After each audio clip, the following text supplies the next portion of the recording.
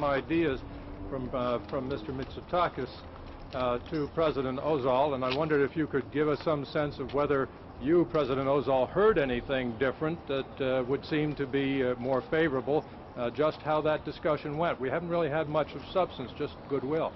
Well, that's important. Goodwill is an important part of this, and I think any matter that I passed along to President Özal from Prime Minister Mitsotakis, to the degree he asked me to pass it along in confidence, should remain confidential.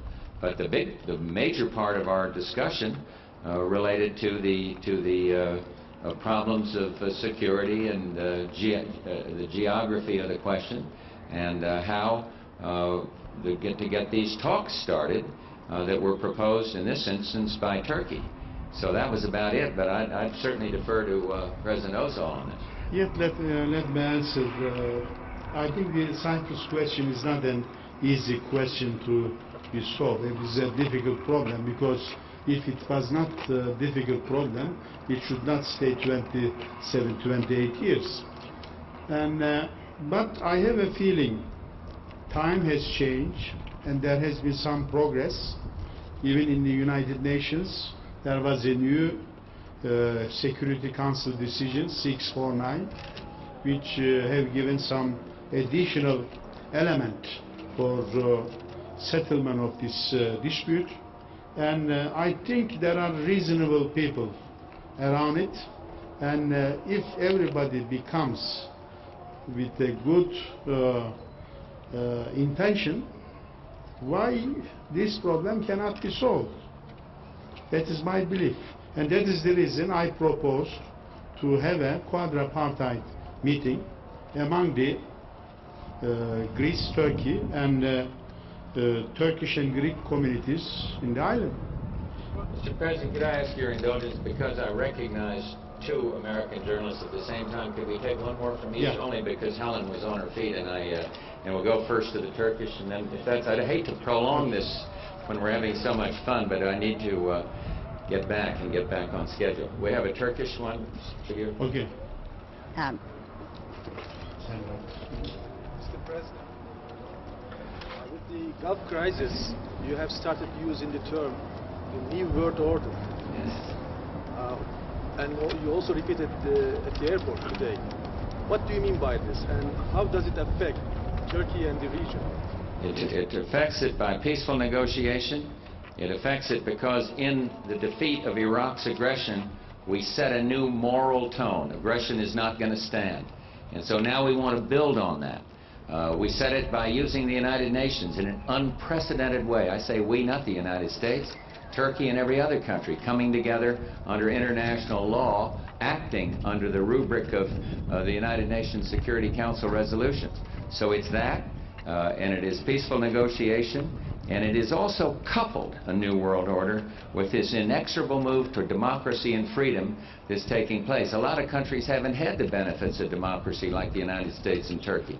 A lot of them are just beginning to go down that path. So it would be all of those components coming together. This is the last one. Normally the last one gets you in trouble.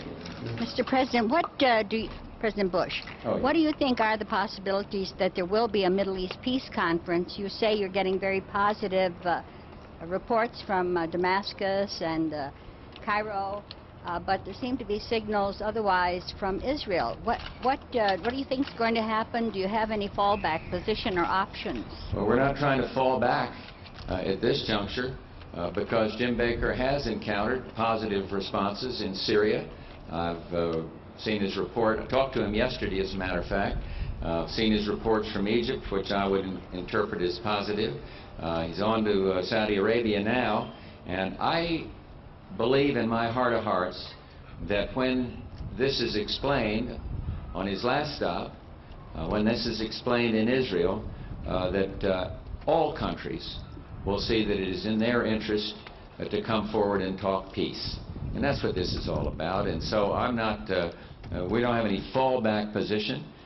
We think we put forward some good ideas, and I'm very happy that certain countries have now see the merit in these ideas, and I hope that all of them will. There's still some important stops on this mission. Saudi Arabia is one, Jordan another, And of course, Israel, terribly important in the equation too.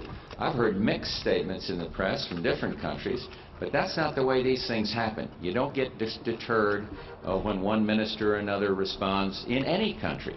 You just go forward with what you think is right. And I again salute our Secretary of State. I go back to Britt's question. I don't know how Jim Baker used to get tired when he drove across town in Washington, D.C. Literally. You'd all call me up and tell me how tired he was, campaigning and all of that. Now he's going all around the world all the time, dedicated to trying to help solve this problem.